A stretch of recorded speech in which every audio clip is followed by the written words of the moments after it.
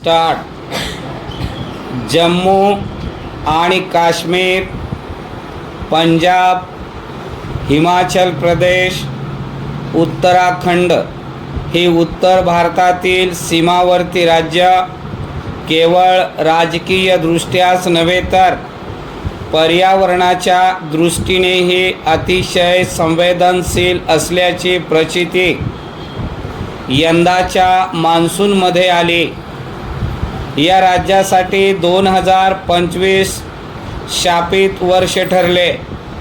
विशेषतः यंदाच्या पावसाळ्यात शेकडोंच्या संख्येने झालेल्या ढगफुटी, जलप्रलय, भूस्खलन, पुरांच्या घटनांच्या न संपणाऱ्या मालिकेमुळे हजारोंच्या संख्येने झालेली जीवितहानी आणि हजारो कोटीची वित्तहानी झाल्याने जनजीवन आणि अर्थकारण मोडीत निघालेल्या या राज्यांना अनपेक्षित नैसर्गिक संकटातून सावरण्यासाठी किमान 1 वर्ष लागेल. परिच्छेद.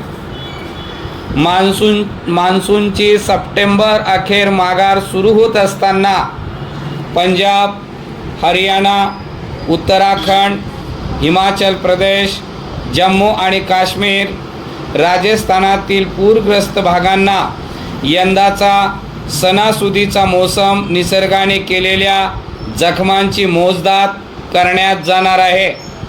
यंदा देशभरात 87 सेंटीमीटरच्या ऐतिहासिक सरासरीपेक्षा 5% जास्त पाऊस पडेल असा अंदाज भारतीय हवामान खात्याने एप्रिल महिन्यात वर्तवला होता.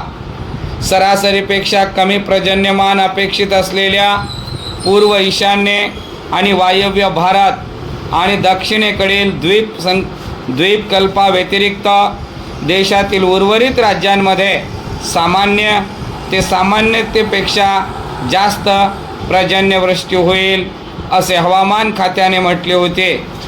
हे भाकीत उत्तर भारतातील राज्यांच्या बाबतीत अपेक्षेहून जास्त खरे ठरले. परिच्छेद. उत्तराखंडमध्ये आत्तापर्यंत सरासरीपेक्षा 22% पावसाची नोंद झाली. तो अजून संपलेला नाही. या राज्यात पावसाळ्यादरम्यान 65% दिवस अतिशय प्रतिकूल आणि लहरी हवामानाचे होते.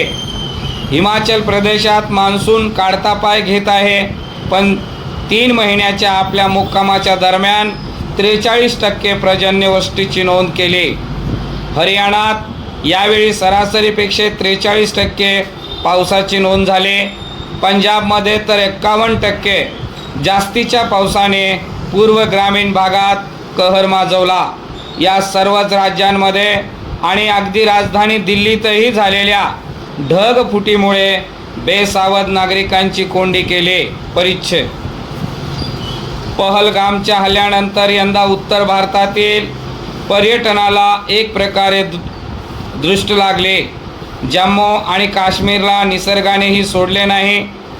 जम्मू शहर, वैष्णवी देवी, कटरा आणि अर्धकुमारी, कथुआ, उधमपूर, सांबा, किश्तवार या भागांमध्ये झालेल्या ढगफुटीमुळे शेकडो भाविक, नागरिक आणि यात्रेकरूंना जीव गमवावे लागले.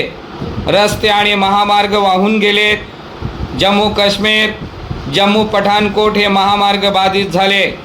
अनेक पूल मोडीत निघाले. वाहतूक कोलमडली. घरे, दुकाने, हॉटेलांची वाताहत झाली. वीज आणि पाणीपुरवठा, इंटरनेट सेवा अनेक दिवसांसाठी खंडित झाल्या.